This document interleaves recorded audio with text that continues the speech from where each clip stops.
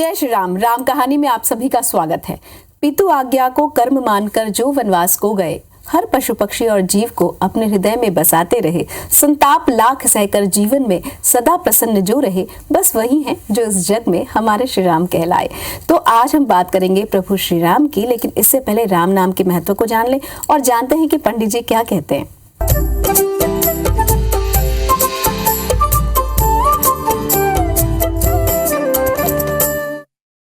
दशरथ हमेशा देखते थे कि राम बहुत गंभीर रहते हैं, चुपचाप बैठे रहते हैं,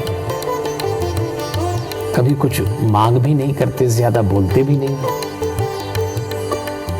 और तीनों भाई भरत, लक्ष्मण, शत्रुघ्न दौड़ते हुए आते और दशरथ जी से कहते, पिताजी आज भी हमने बड़े भैया को गेंद के खेल में हरा दिया। दशरथ जी को लगता रोज रोज राम हार कैसे जाता है। तो दशरथ जी ने एक दिन राम से कहा कि तुम राजकुमार हो, युवराज हो, एक दिन तुम्हें राजा बनना है और राजा के जीवन में पराजय नहीं होना चाहिए। तुम अपने भाइयों से हार जाते हो, राजा सदैव विजयी होना चाहिए। राम कुछ नहीं बोले। तो दशरथ जी ने कहा चलो हम आएंगे गेंद का खेल देखने।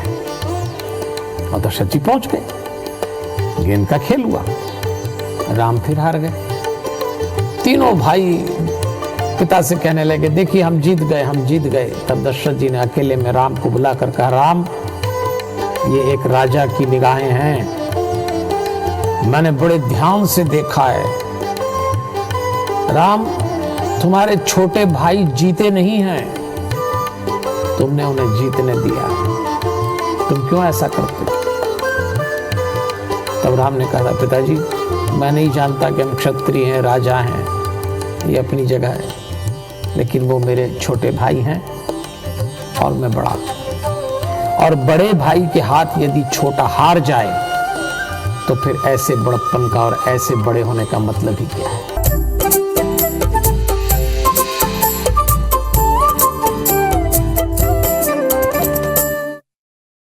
रामायण वाल्मीकि द्वारा लिखी गई संस्कृत की एक अनुपम कृति है जिसे हम महाकाव्य कहते हैं। इसके 24,000 श्लोक हिंदू स्मृति का वो अंग है जिसके माध्यम से रघुवंश के राजा राम की गाथा कही गई है। रामायण आदि कवि वाल्मीकि द्वारा लिखा गया है और ये संस्कृत का एक अनुपम महाकाव्य कहा जाता है। रामायण का समय त्रेता युग का माना जाता है। महर्षि वाल्मीकि के द्वारा श्लोकबद्ध भगवान श्री राम की कथा को वाल्मीकि रामायण के नाम से भी जाना जाता है। तो चलिए सबसे पहले माता कौशल्या के धाम, जी हाँ, क्योंकि हमने प्रभु श्री राम को अपना भांजा मान लिया है तो ये कौशल्या का धाम हुआ। तो सबसे पहले आपको दर्शन कराते हैं रायपुर में स्थित श्री राम मंदिर के। ओम नमो नारायणा, जिनके विराट स्वरूप में अखिल ब्रह्मांड समाया हुआ है, जो जगत के पालनहार हैं, भगवान श्री हरि विष्णु, जिन्होंने जगत की रक्षा के लिए कई बार अवतार लिया। मत्स्य, कच्छप, वराह, नरसिंह, वामन देव, परशुराम, मर्यादा पुरुषोत्तम श्री राम और श्री कृष्ण के रूप में अवतार लेकर इस सृष्टि को पाप से मुक्त किया। नारायण जो भक्तों के मन में बसते हैं, जो भक्त वत्सल हैं, जिनके स्मरण मात्र से समस्त दुखों का नाश हो जाता है, जिनका नाम लेने से ही ऊर्जा की अनुभूति होती है। राजधानी रायपुर में नारायण का एक ऐसा ही अनोखा दरबार है। मंदिर के गृह में लक्ष्मी नारायण के रूप में श्री राम जानकी विराजे हैं। हमारी संस्कृति और सदाचार की जब भी बात होती है तो श्री राम का नाम लिया जाता है, जो न्याय और सत्य के प्रतीक है। कहा जाता है कि मंदिर का निर्माण कोमाबाई साव ने 200 साल पहले करवाया था। ये देश का एकमात्र ऐसा मंदिर है जहां श्री राम जानकी के विवाह की रस्में निभाई जाती हैं। हल्दी रस्म से लेकर बारात निकलने, फेरे होने और विदाई तक की रस्मों में हजारों श्रद्धालु शामिल होते हैं।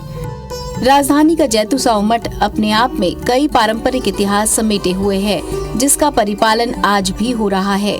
रामनवमी और श्री कृष्ण जन्माष्टमी के मौके पर यहाँ कई क्विंटल मालपुआ का भोग लगता है। मालपुए के प्रसाद को ग्रहण करने देश के कोने कोने से भक्त यहाँ आते हैं।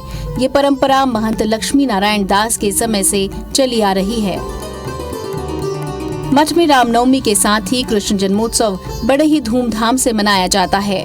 वृंदावन और मथुरा की गलियों में नाच गाकर अपना जीवन भगवान श्री कृष्ण के नाम कर चुकी सखियां प्रतिवर्ष नंदलाल के जन्मोत्सव मनाने के लिए मठ में आती हैं और भगवान का आशीर्वाद भक्तों तक पहुंचाती हैं। उनकी मौजूदगी भी कहीं न कहीं वृंदावन और मथुरा के रंग बिखेरने का काम करती है। श्रीहरि के इस दरबार में देश के 4 मठों के शंकराचार्य भी आ चुके हैं। मंदिर की कलाकृति बेहद अनोखी है। जो भी भक्त यहाँ आता है उसे अद्भुत शांति का अनुभव होता है। सुप्रिया पांडे, IBC 24। दुनिया भर के राम भक्तों के लिए जनवरी 2024 में रामलला विराजमान होने वाले हैं और दर्शन गर्भगृह में भी शुरू हो जाएंगे। राम मंदिर की ऊंचाई 161 फीट होगी। मंदिर में 394 खंबे होंगे। रामायण से जुड़ी 16 प्रतिमाएं यहाँ होंगी। सभी फ्लोर 21-21 फीट के होंगे। गर्भगृह का निर्माण भी मार्बल से किया जाएगा। 20 मीटर के दायरे में 6 मार्बल के पिलर बनाए जा रहे हैं। अद्भुत होगा ये क्षण हम सब के लिए। न सिर्फ अयोध्या के पावन धाम में बल्कि संपूर्ण भारत में जय श्री राम का नारा गूंजेगा। और कुछ किन्नर भी यहाँ आए हुए हैं प्रभु की सेवा के लिए। तो चलिए ये रिपोर्ट देखते हैं। अयोध्या नगरी का रामराज एक आदर्श शासन माना जाता है, जहां समाज के सभी वर्गों को सम्मान के साथ रहने का अवसर मिलता था और यहां किन्नर समाज भी प्रमुखता से निवास करता है। अयोध्या नगरी में आज हम कनक भवन के भीतर मौजूद किन्नरों से आपको मिलवाते हैं, जो मंगल गान जिनकी ओर से लगातार किया जाता है। पौराणिक मान्यता भी उनकी है, लेकिन वो किस तरह से मंगल गान लगातार यहाँ पर करते हैं, सीधे अयोध्या से हम आपको दिखा रहे हैं। आज मिथिला नगरिया निहाल सखिया, आज मिथिला नगरिया निहाल सखिया, हो चारों दूल्हा में बड़का कमाल सखिया, चारों दूल्हा में बड़का कमाल सखिया, हे कमाल सखिया, हो कमाल सखिया, हे कमाल सखिया, हो कमाल सखिया, चारों दूल्हा में बड़का कमाल सखिया, चारों दूल्हा में बड़का कमाल सखिया। बहुत बहुत बहुत खूबसूरत मंगल गान जो है यहाँ किन्नरों की ओर से गाया जाता है। और आपने देखा ये रूपक जो है वो समय है जब प्रभु श्री राम भाइयों के साथ यहाँ विवाह करके विवाह जब हुआ था, वो यही मंगल गान आप लोग की ओर से गाया गया था।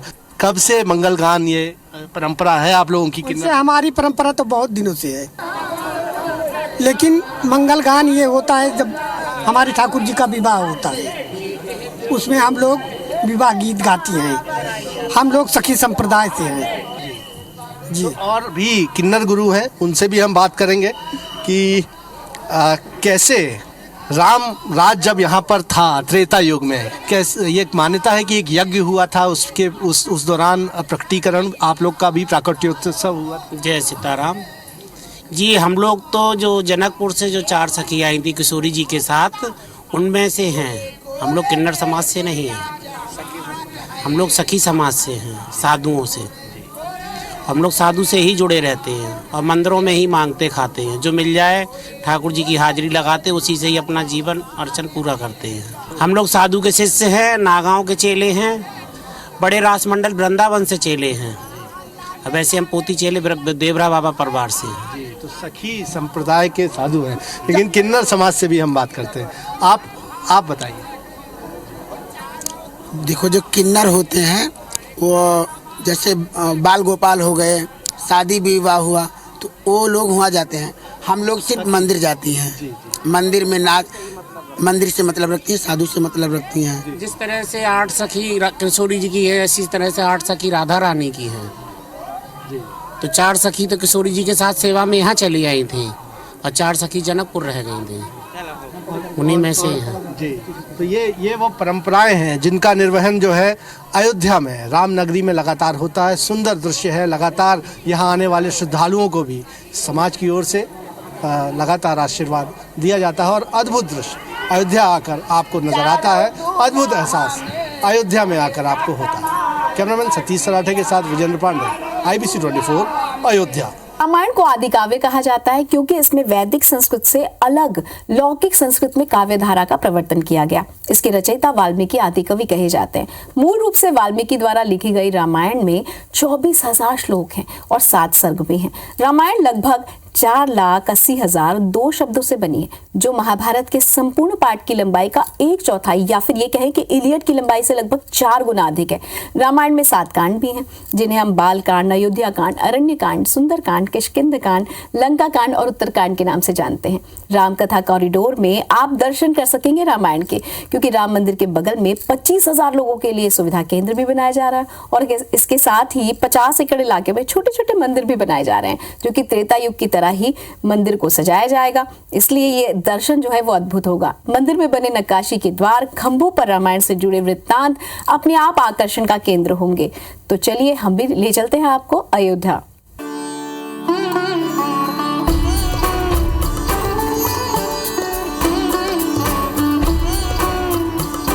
जन्मभूमि मम पुरी सुहावनी, उत्तर दिशि बह सरजू पावनी।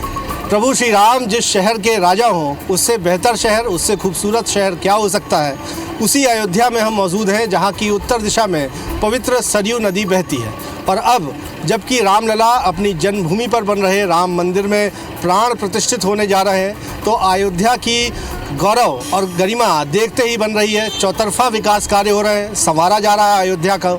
तो चलिए आज हम आपको दिखाते हैं कि किस तरह से अयोध्या में उत्साह जो है वो सिर चढ़कर बोल रहा है।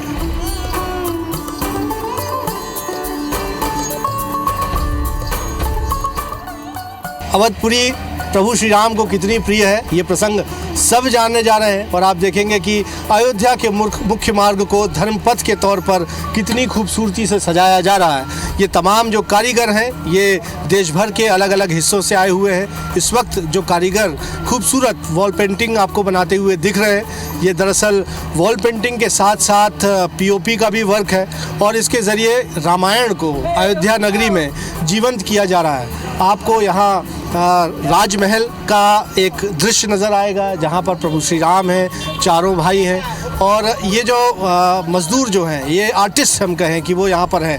आप कहाँ से आए हैं? एक्चुअल कोलकाता से आए हैं। क्या बना रहे हैं आप लोग? और मूर्ति बन रहे हैं। तो रामायण जी को आप दिखा रहे हैं कि कैसा घटनाक्रम था। इससे प्रॉब्लम कितने मजदूर हैं आप लोग, कितने आर्टिस्ट हैं? हमारे इधर पेंट वाला 3 आदमी है और जो बना सेटिंग करने वाला 25-30 आदमी है।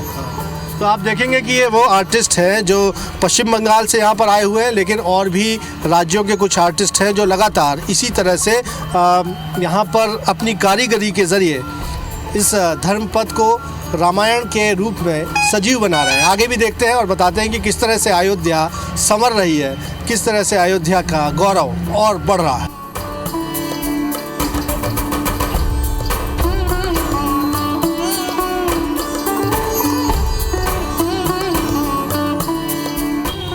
अवध प्रभाव जान सोई प्राणी, जही उर बस ही राम धनु पानी। गोस्वामी जी कहते हैं कि अवधपुरी का प्रभाव तो वही जान सकता है जिसके हृदय में स्वयं प्रभु श्री राम धनुष बाण लेकर विराजे हों। तो जब आप अयोध्या आएंगे तो प्रभु श्री राम के धनुष बाण के, धनुष के दर्शन भी आपको होंगे। अयोध्या नगरी को जिस तरह से संवारा जा रहा है, आप देखेंगे कि एक विशाल धनुष का निर्माण यहाँ पर किया जा रहा है। तमाम जो मजदूर हैं दिन रात से अथक प्रयासों से इस धनुष को मूर्त रूप दिलाने में लगे हुए हैं और इसके नीचे मुख्य मार्ग से गुजरते हुए अयोध्या नगरी पहुँचा जा सकेगा। तो ये जो धनुष है उसके बीच में सूर्य की आकृति भी है और कहते हैं कि प्रभु श्री राम तो सूर्यवंशी थे। आप तमाम जो मजदूर हैं कब से यहाँ पर लगे हुए हैं और क्या बना रहे हैं? सूर्यदेव की मूर्ति बना रहा हूँ। बस सूर्यदेव की मूर्ति बनेगी। और ये धनुष तो है फिलहाल करके, ये जो अपना सूर्यदेव का पूरा कमल करके पूरा प्रोडक्ट अपना है वही सारा लगेगा इसमें। तो आप जैसे कितने मजदूर यहाँ पर लगे हुए हैं कब से? यहाँ पे मैं तो अभी 3 दिन से आया हूँ। मेरी जो पार्टी है वो 7 दिन से कम है। 7 दिन रात से काम चल रहा है और अयोध्या नगरी का वैभव जो है लौट रहा है और इस तरह से प्रभु श्री राम के प्रतीक चिन्ह जो है वो यहाँ पर सजाए जा रहे हैं। क्या कहेंगे? भगवान सूर्यदेव जो है यहाँ पे बढ़िया बनेगा, जो है रथ भी बनेगा, जो है भगवान का जो है और जब से महाराज जी की सरकार आई है तब से अयोध्या में बहुत काम हो रहा है, इतना काम हो रहा है, कोई मुख्यमंत्री इतना काम नहीं किया जितना महाराज जी ने काम कर दिया अयोध्या में। तो रामलला प्रतिष्ठित हो रहे हैं। हाँ, 22 जनवरी को रामलला आ रहे हैं, जो मोदी जी भी आ रहे हैं, सब तो आ ही रहे हैं, आप लोग तो जान ही रहे हैं। बहुत विशाल हो रहा है, बहुत अच्छा लग रहा है अयोध्या में। इसके पहले एकदम अयोध्या में ऐसे सन्नाटा पड़ी रहती थी, कोई मुख्यमंत्री यहाँ प्रवेश नहीं करता था। जब से महाराज जी आए हैं तब से बहुत विकास, बहुत काम, सब कुछ अच्छा हो रहा है कि जान लीजिए आप। तो प्रसन्न हैं आप, रामलला विराजमान हो रहे हैं। हाँ भैया, एकदम प्रसन्न है, एकदम दिल से प्रसन्न है, जो एकदम उन्हीं के कृपा से 4 मजदूर भाई, 4 लेबर मिस्त्री सब कमा रहे हैं, उन्हीं की कृपा से जो है अयोध्या में बहुत काम चल रहा है। कम से कम हजारों लेबर काम कर रहे हैं, हजारों कारीगर काम कर रहे हैं, सब पूरा कार्य हो रहा है उन्हीं की कृपा से जो है। रामायण जीवंत हो रही है। हाँ, एकदम। तो रामायण जीवंत हो रही है। तमाम मजदूर जो हैं दिन रात से इस काम में लगे हुए हैं, इंजीनियर्स हैं जो इस काम पर लगे हुए हैं, और अयोध्या नगरी अवधपुरी को फिर से सजाया जा रहा है, फिर उसी गौरव को प्राप्त करने की दिशा में अयोध्या आगे बढ़ रही है।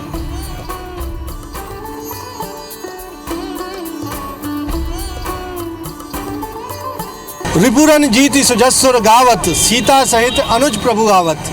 प्रभु श्री राम फिर से अयोध्या लौट रहे हैं। लगभग रूपक वही है जब वो लंका में रावण का वध करने के बाद अयोध्या वापस लौटे थे, और अयोध्या वासियों ने दिल खोलकर हर्षोल्लास के साथ प्रभु श्री राम का स्वागत किया था। एक बार फिर प्रभु श्री राम अपनी जन्मस्थली में लौट रहे हैं, रामलला विराजमान होने जा रहे हैं राम मंदिर पर। तो ऐसे में भव्य तैयारियां लगातार अयोध्या में नज़र आ रही हैं। और पीछे आपको जो दृश्य मैं दिखा रहा हूँ ये रामपथ का है। ये जो मुख्य मार्ग है ये सीधे राम मंदिर को लेकर जाएगा, और यहाँ पर रामायण काल की जो प्रतीक हैं उनसे रूबरू तमाम राम भक्त हो सकेंगे। ये जो सामने मुख्य द्वार है, इस मुख्य द्वार का आप देखेंगे कि 12 मीटर ऊंचे 2 खंभ यहाँ पर लगाए गए हैं, और ये सांस्कृतिक विरासत को प्रदर्शित करते हुए ये खंभ रहेंगे। और ये जो सड़क है ये करीब 30 मीटर चौड़ी है, और सड़क के दोनों तरफ रामायण कालीन जो चित्र हैं वो यहाँ पर लगाए जाएंगे। राम भक्तों को इसी मार्ग से होते हुए मुख्य प्रवेश मार्ग यानी यही है, इससे होते हुए राम मंदिर में प्रवेश मिलेगा, और भीतर जाकर वो प्रभु श्री राम के दर्शन कर सकेंगे। तो हम कहें कि प्रभु श्री राम के आगमन की तैयारियां लगभग वैसी ही हैं जब वो लंका फतह करके अयोध्या लौटे थे, और यहाँ पर प्रशासन की ओर से लगातार तैयारियां, भव्य तैयारियां की जा रही हैं, और अयोध्या बदली और बेहद प्रसन्न नज़र आ रही है। कैमरामैन सतीश सराठे के साथ विजेंद्र पांडे, IBC 24, अयोध्या।